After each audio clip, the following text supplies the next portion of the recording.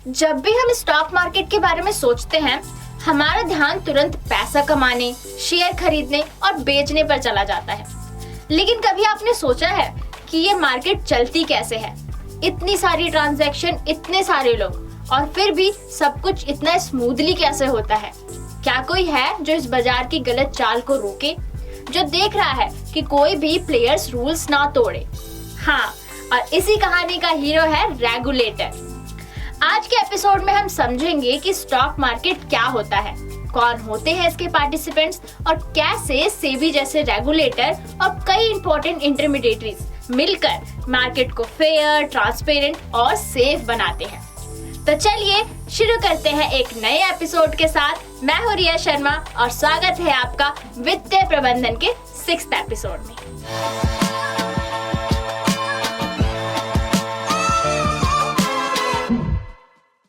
चलिए समझते हैं स्टॉक मार्केट क्या होता है। सोचिए, जब हमें सब्जी खरीदनी होती है तो हम सब्जी मंडी या सुपरमार्केट जाते हैं। वैसे ही जब हमें किसी कंपनी का हिस्सा यानी शेयर्स खरीदना हो तो हम जाते हैं स्टॉक मार्केट में। स्टॉक मार्केट एक ऐसी जगह है जहां बायर्स और सेलर्स शेयर्स में ट्रांजैक्शन करते हैं, यानी कोई शेयर्स बेचता है, कोई खरीदता है। लेकिन एक बात याद रखिए, स्टॉक मार्केट कोई सब्जी मंडी की तरह फिजिकल जगह नहीं होती। आज के टाइम में ये पूरी तरह से इलेक्ट्रॉनिक है। आप अपने कंप्यूटर या मोबाइल से ऑनलाइन शेयर खरीदते या बेच सकते हैं। बस एक डीमैट अकाउंट और ट्रेडिंग प्लेटफॉर्म होना चाहिए। थोड़ा सा हिस्ट्री भी समझते हैं।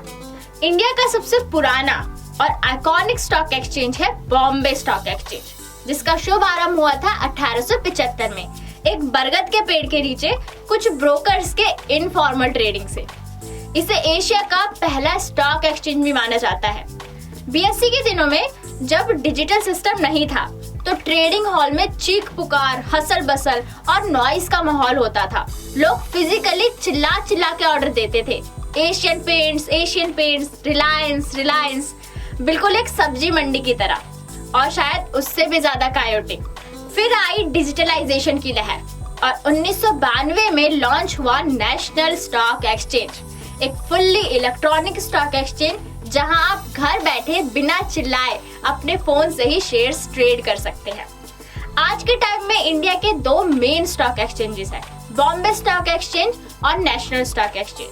पहले कई और भी एक्सचेंजेस थे, जैसे Madras stock exchange, Kolkata stock exchange, Bangalore stock exchange. लेकिन जैसे जैसे बीएसई और एनएसई ने डोमिनेंस बनाया, बाकी एक्सचेंजेस या तो बंद हो गए या इन्हीं में मर्ज हो गए। अगर आपने हमारी मेट्रो वाली वीडियो देखी थी तो आपको याद होगा कि कैसे हमने इंडियन फाइनेंशियल मार्केट का एक सफर दिखाया था। अगर नहीं देखी तो आप अभी जाके जरूर देखिए और कमेंट करके बताइए किस स्टेशन पे आपको सबसे ज्यादा मजा आया था। आपने सुना होगा स्टॉक मार्केट में पैसा बन सकता है, इसलिए यहाँ सिर्फ आम लोग ही नहीं बल्कि बड़े बड़े इंस्टीट्यूशन भी पार्टिसिपेट करते हैं। जब इतने लोग एक ही जगह पे पैसा लगाते हैं तो उन्हें एक नाम दिया गया है, मार्केट पार्टिसिपेंट्स। मार्केट में प्राइमरली 2 तरह के इन्वेस्टर होते हैं, रिटेल एंड इंस्टीट्यूशनल। रिटेल छोटे वाले और HNI हाई नेटवर्थ इंडिविजुअल्स, और इंस्टीट्यूशनल तरह तरह के। चलिए समझते हैं कौन होते हैं ये मार्केट पार्टिसिपेंट्स। सबसे पहले आते हैं डोमेस्टिक रिटेल इन्वेस्टर। ये वो लोग होते हैं जो अपने पर्सनल पैसों से मार्केट में इन्वेस्ट करते हैं, जैसे मैं, आप या आपका पड़ोसी। इनका कैपिटल छोटा होता है लेकिन इनकी संख्या सबसे ज्यादा होती है। ये लॉन्ग टर्म इन्वेस्टमेंट या शॉर्ट टर्म ट्रेडिंग दोनों के लिए मार्केट में आते हैं। फिर आते हैं NRI and OCI, non resident Indians and overseas citizens of India. ये भारत के बाहर रहते हैं लेकिन उनका दिल और पैसा दोनों इंडिया के मार्केट में लगा होता है। NRI को भी इंडियन मार्केट में इन्वेस्ट करने का हक होता है, लेकिन स्पेसिफिक रूल्स और रूट्स के जरिए। इनके लिए स्पेशल NRI अकाउंट्स खोले जाते हैं। और इन्हीं डोमेस्टिक और फॉरेन रिटेल इन्वेस्टर में से कुछ होते हैं बड़े इन्वेस्टर, HNI यानी हाई नेटवर्थ इंडिविजुअल्स। अब बात करते हैं इंस्टीट्यूशनल इन्वेस्टर्स की। पहले आते हैं डोमेस्टिक इंस्टीट्यूशन। ये बड़े इंडियन कॉर्पोरेट्स होते हैं, जैसे banks, insurance company, government bodies या प्राइवेट फर्म्स, जो मार्केट में इन्वेस्ट करते हैं या तो अपने पैसे से या क्लाइंट के फंड के जरिए। उदाहरण के लिए LIC, life insurance corporation, SBI, state bank of India या अदर लार्ज फाइनेंशियल इंस्टीट्यूशन। इनका इन्वेस्टमेंट बड़ा होता है, इसलिए मार्केट पर इनका इन्फ्लुएंस भी ज्यादा होता है। फिर आते हैं हमारे एसेट मैनेजमेंट कंपनीज। ये कंपनीज म्यूचुअल फंड स्कीम चलाती है। आप म्यूचुअल फंड में इन्वेस्ट करते हो, वो पैसा AMC के पास जाता है और फिर AMC उसे स्टॉक मार्केट में इन्वेस्ट करती है। एग्जाम्पल के लिए SBI mutual fund, HDFC AMC, ICICI prudential, ये आम इन्वेस्टर के लिए एक इनडायरेक्ट और प्रोफेशनल इन्वेस्टिंग का जरिया बन जाता है। और इसके बाद आते हैं फॉरेन इंस्टीट्यूशनल इन्वेस्टर्स। ये फॉरेन के बड़े बड़े funds, hedge funds, insurance company या पेंशन फंड होते हैं जो इंडियन मार्केट में इन्वेस्ट करते हैं। क्योंकि इनके पास बहुत ज्यादा कैपिटल होता है, इनकी एंट्री या एग्जिट से मार्केट में बड़ा मूवमेंट आता है। अगर FII पैसा निकाल लेते हैं तो मार्केट गिर जाता है और पैसा लगाते हैं तो मार्केट चढ़ जाता है। अब सवाल उठता है, इन्हें रेगुलेट करना क्यों जरूरी है? जब मार्केट में इतने अलग अलग बैकग्राउंड के लोग आते हैं, छोटे से लेकर बड़े प्लेयर तक, और सबका मकसद एक ही होता है, प्रॉफिट कमाना, तो ऑब्वियस है कि कभी कभी ग्रीड और फियर के चक्कर में लोग गलत रास्ता पकड़ लेते हैं। कुछ लोग इनसाइडर ट्रेडिंग करने लगते हैं, यानी कंपनी के अंदर की खबर रखने वाले जिम्मेदार लोग मार्केट को मैनिपुलेट करने की कोशिश करते हैं। छोटे इन्वेस्टर्स को फूल बनाकर अपना फायदा देखते हैं। ऐसे में अगर कोई रूल्स और रेगुलेशन फॉलो करने वाला सिस्टम ना हो तो मार्केट कायोटिक हो सकता है, जहां से बड़े प्लेयर्स का फायदा हो और छोटे इन्वेस्टर्स का नुकसान। इसीलिए हर मार्केट पार्टिसिपेंट्स के लिए जरूरी है कि वो एक फेयर सिस्टम्स के रूल फॉलो करें, जिसे बनाता है और एनफोर्स करता है रेगुलेटर सेबी। जब मार्केट में पैसा लगता है तो इमोशन भी लगते हैं, greed, fear, panic, over confidence, और इन सब के बीच अगर कोई नियम ना हो तो मार्केट जंगल बन जाता है। इसीलिए हर गेम का एक रेफरी होता है, हर सिस्टम का एक रेगुलेटर, और इंडिया के स्टॉक मार्केट का रेफरी, वॉचडॉग, प्रोटेक्टर है SEBI, securities and exchange board of India. तो आखिर सेबी का जन्म कैसे हुआ? 1980 के दौरान इंडियन स्टॉक मार्केट में काफी अनफेयर और शेडी प्रैक्टिसेस चल रही थी। Insider trading, price rigging, scams. Investors के इंटरेस्ट की रक्षा करने वाला कोई नहीं था। फिर 1991 के लिबरलाइजेशन के बाद जब मार्केट में फॉरेन इन्वेस्टमेंट बढ़ने लगी तो एक स्ट्रॉन्ग बॉडी की जरूरत महसूस हुई। सेबी को 1988 में बनाया गया था, एक एडवाइजरी बॉडी के रूप में, लेकिन 1992 में सेबी को स्टैट्यूटरी पावर दिए गए, यानी पार्लियामेंट ने इसे एक इंडिपेंडेंट रेगुलेटर बनाया जिसके पास लीगल पावर भी थी। तब से लेकर आज तक सेबी स्टॉक मार्केट का सबसे पावरफुल और सेंट्रल रेगुलेटर है। सेबी के मेन ऑब्जेक्टिव क्या है? सेबी 3 बड़े एरिया में काम करता है।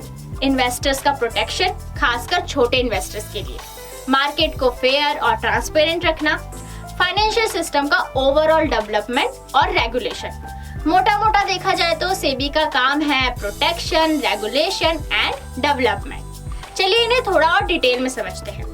मार्केट को फेयर और ट्रांसपेरेंट बनाना। सेबी का काम है ये इंश्योर करना कि सब प्लेयर्स एक लेवल प्लेइंग फील्ड पर काम करें। ये इंश्योर करता है कि कोई इनसाइडर कंपनी की सीक्रेट इंफॉर्मेशन का गलत फायदा ना उठाए, कोई बड़ा इन्वेस्टर अपने पैसे के दम पे मार्केट को मैनिपुलेट ना करे, सभी ट्रांजैक्शन ट्रांसपेरेंट हो और उनका प्रॉपर रिकॉर्ड मेंटेन हो। इन सब से छोटे इन्वेस्टर्स की रक्षा आखिर कैसे होती है? छोटे इन्वेस्टर्स अक्सर कंफ्यूजन में या फेक प्रोमिसेस के चक्कर में पैसा लगा देते हैं। सेबी इससे बचाता है, फेक कंपनीज और अनरेगुलेटेड इन्वेस्टमेंट स्कीम्स के खिलाफ एक्शन लेके। कंपनीज को हर इन्वेस्टमेंट प्रोडक्ट के रिस्क क्लियरली बताने के रूल्स को फॉलो करवाकर, हर AMC, ब्रोकर, PMS, IPO के लिए डिस्क्लोजर रूल सेट करके और awareness campaign, financial literacy drives चलाकर। जैसे कि अभी बताया, सेबी इनसाइडर ट्रेडिंग और फ्रॉड्स को रोकने का काम करता है, पर कैसे? सेबी इनसाइडर ट्रेडिंग जैसे अनफेयर एक्टिविटीज को स्ट्रिक्टली मॉनिटर करता है। इनसाइडर ट्रेडिंग का मतलब होता है किसी कंपनी का एम्प्लॉय या इनसाइडर जब कॉन्फिडेंशियल इंफॉर्मेशन के बेस पर मार्केट में ट्रेड करता है। सेबी ऐसे लोगों पर स्ट्रिक्ट एक्शन लेता है, हैवी फाइन्स, बैन्स और इवन क्रिमिनल प्रोसिक्यूशन तक लगाता है। मार्केट इंटरमीडिएटरीज पर नजर रखना सेबी का अगला बड़ा काम है। Stock brokers, merchant bankers, AMCs, rating agencies, ये सब मार्केट में इंटरमीडिएटरीज का काम करते हैं। सेबी इन सबको रजिस्टर करता है, ऑडिट करता है, उनकी गाइडलाइन सेट करता है और रूल्स तोड़ने पर एक्शन भी लेता है। आईपीओज, म्यूचुअल फंड, पीएमएस सबको रेगुलेट करना भी बहुत इंपॉर्टेंट है। तो कौन करेगा? बिल्कुल सही, सेबी। सेबी ये इंश्योर करता है कि जब कोई कंपनी आईपीओ लाती है या एएमसी म्यूचुअल फंड ऑफर करती है तब सब कुछ लीगली और क्लियरली किया जाए, इन्वेस्टर्स को मिसलीडिंग प्रॉमिसेस ना मिले, कंपनीज अपनी फाइनेंशियल्स और रिस्क प्रॉपरली डिस्क्लोज करे, कोई भी अनरेगुलेटेड या फेक प्रोडक्ट मार्केट में ना लाए। सेबी के पास क्या पावर्स है? सेबी सिर्फ सजेस्ट या रिकमेंड नहीं करता, सेबी के पास फुल लीगल अथॉरिटी है। इन्वेस्टिगेशन कर सकता है, सर्च और सीजर्स ऑर्डर निकाल सकता है, पेनल्टीज इम्पोज कर सकता है, ब्रोकर्स, कंपनीज या इंडिविजुअल्स को बैन कर सकता है, रूल्स वायलेट करने वालों के अगेंस्ट कोर्ट में केस भी चला सकता है। इसका मतलब है अगर कोई पार्टिसिपेंट्स रूल तोड़ता है तो सेबी उसे आड़े हाथों लेकर रोक भी सकता है और सजा भी दे सकता है। एक बात जो हमेशा याद रखनी है, SEBI knows what you are doing in market. हर ट्रांजैक्शन का रिकॉर्ड सेबी के पास जाता है। अगर कोई फिशी एक्टिविटी हो रही है तो सेबी फ्लैग कर देता है। आपको लगता है कि आप बच गए, लेकिन सेबी सब देख रहा होता है। अब जब हमने सेबी के बारे में समझ लिया, चलिए अब उन मार्केट के हेल्पर से मिलते हैं जो स्टॉक मार्केट के डेली ऑपरेशंस को स्मूथली चलाने में मदद करते हैं। इन्हें कहते हैं मार्केट इंटरमीडिएटरीज। ये वो लोग या इंस्टीट्यूशन हैं जो बायर्स, सेलर्स, कंपनीज और स्टॉक एक्सचेंज के बीच का काम करते हैं, फैसिलिटेटर्स ऑफ द मार्केट। चलिए एक एक करके इनका शॉर्ट इंट्रो लेते हैं। पहला, क्रेडिट रेटिंग एजेंसीज जैसे क्रिसिल, इकरा और केयर। ये कंपनीज किसी भी कॉर्पोरेट या गवर्नमेंट की क्रेडिट वर्थीनेस का एनालिसिस करती है, यानी लोन देने लायक है या नहीं है। इनका रेटिंग इन्वेस्टर्स को बताता है कि रिस्क कितना है। दूसरा है bonds and debenture trustees, mostly banks. जब गवर्नमेंट बॉडीज या कंपनीज लोन लेने के लिए इंस्ट्रूमेंट्स इशू करती है तो ये ट्रस्टीज इंश्योर करते हैं कि इन्वेस्टर को इंटरेस्ट और रीपेमेंट टाइम पे मिले। ट्रस्टीज इन्वेस्टर्स के इंटरेस्ट को सेफगार्ड करते हैं। तीसरा है डिपॉजिटरीज, एनएसडीएल और सीडीएसएल। ये आपके शेयर्स को डिजिटल फॉर्म में सेफली स्टोर करते हैं, बिल्कुल एक लॉकर की तरह। आपका डीमेट अकाउंट इन्हीं डिपॉजिटरीज में लिंक्ड होता है। चौथा है डिपॉजिटरी पार्टिसिपेंट्स, बैंक्स और ब्रोकर्स। आप डायरेक्टली एनएसडीएल या सीडीएसएल के साथ काम नहीं करते, आपको डिपॉजिटरी पार्टिसिपेंट्स यानी डीपी के थ्रू अपना डीमेट अकाउंट खोलना पड़ता है। बड़े बैंक्स और ब्रोकर्स डीपी के रूप में काम करते हैं। पांचवा है फॉरेन इंस्टीट्यूशनल इन्वेस्टर्स। ये फॉरेन कंपनीज, म्यूचुअल फंड या हेज फंड्स होते हैं जो इंडियन मार्केट में इन्वेस्ट करते हैं। इनके पास ह्यूज कैपिटल होता है और इनका मूवमेंट मार्केट को इम्पैक्ट करता है। छठा है मर्चेंट बैंकर्स जैसे कार्वी, एक्सिस और एडलवाइस। जब कोई कंपनी आईपीओ लाती है तो मर्चेंट बैंकर उस प्रोसेस को हैंडल करते हैं, from paper work to promotion and promotion to share allotment. सातवां है असेट मैनेजमेंट कंपनी। ये companies mutual fund schemes operate करती है। आप म्यूचुअल फंड में इन्वेस्ट करते हो और एएमसी उस पैसे को मार्केट में वाइजली इन्वेस्ट करती है। याद है मैंने पिछले वीडियो में जब म्यूचुअल फंड्स का जिक्र किया था तब कहा था कि फंड मैनेजर तो है ही आपकी इन्वेस्टमेंट को मैनेज करने के लिए, तो ये एएमसी उसी फंड मैनेजर को हमारे बिहाफ पे एम्प्लॉय करती है to manage various mutual funds. आठवां है पोर्टफोलियो मैनेजमेंट सर्विसेज।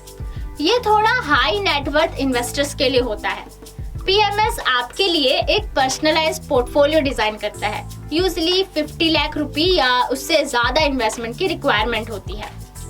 और नौवां है stock brokers, Zerodha, ICICI direct, शेर खान जैसे ब्रोकर्स। आप मार्केट में शेयर्स खरीदने बेचने का काम डायरेक्टली एक्सचेंज के थ्रू नहीं कर सकते, आपको एक स्टॉक ब्रोकर की जरूरत होती है। ये आपको ऑनलाइन एक्सेस देते हैं टू बाय और सेल स्टॉक्स। सेबी इन सब को रेगुलेट करता है। इन सभी इंटरमीडिएटरीज पर सेबी की नजर होती है। हर किसी के लिए रूल्स, ऑडिट और कंप्लायंस प्रोसेसेस सेट किए जाते हैं। सेबी इंश्योर करता है कि कोई अनएथिकल प्रैक्टिस ना हो, इन्वेस्टर्स के साथ चीटिंग ना हो, हर इंटरमीडिएटरीज फेयर और ट्रांसपेरेंट तरीके से काम करे। तो दोस्तों, अब आप समझ चुके हैं कि स्टॉक मार्केट से बायर्स, सेलर्स तक सीमित नहीं है। पीछे एक पूरा इकोसिस्टम काम करता है जहां हर इंटरमीडिएटरी एक इम्पोर्टेंट रोल प्ले करता है। अगले एपिसोड में हम इन्हीं इंटरमीडिएटरीज को और गहराई से समझेंगे और एक्सप्लोर करेंगे कि स्टॉक ब्रोकर, एएमसी, एफआईआईज किस तरह मार्केट को स्मूथली रन करते हैं, क्लियरिंग कैसे होती है और डिपॉजिटरी जैसे इंस्टीट्यूशन किस तरह काम करते हैं। आपने नोटिस किया होगा, मैंने इस वीडियो के दौरान कई जगह अपनी पिछली वीडियो का जिक्र किया। मेरा मोटिव यही था कि आप हमारी पिछली सभी वीडियोस को अवश्य देखें, वरना आप कहेंगे रिया पता नहीं कहां से शब्द ढूंढ के लाती है। कंटेंट को सिक्वेंशियली क्यूरेट करने में बहुत दिमाग और मेहनत लगती है। यदि आप सभी वीडियो को सिक्वेंशियली फॉलो नहीं करेंगे तो गाड़ी कहीं न कहीं पीछे छूट जाएगी और नॉलेज आगे निकल जाएगी। तो दोस्तों, stay tuned with every video. हमेशा की तरह लिंक्स आपको नीचे डिस्क्रिप्शन में, ऊपर आई बटन में और हाँ, लास्ट वीडियो यहीं कहीं वीडियो की एंड में मिल जाएगी। सब्सक्रिप्शन का आइकन इस तरह, और YouTube तो आपको हर वीडियो के नीचे सब्सक्रिप्शन का बटन बेल आइकन के साथ देता ही है। तो नेक्स्ट टाइम आप जब भी मार्केट में इन्वेस्ट करें, याद रखें आप अकेले नहीं हैं, सेबी आपके साथ है मार्केट को फेयर, ट्रांसपेरेंट और सिक्योर बनाने के लिए। और हम तो है ही आपको आपकी फाइनेंशियल नॉलेज और आपके वित्तीय प्रबंधन में साथ देने के लिए। तो बने रहिए वित्तीय प्रबंधन के साथ, क्योंकि पैसा सिर्फ कमाने की चीज नहीं, समझने की भी है। Bye bye.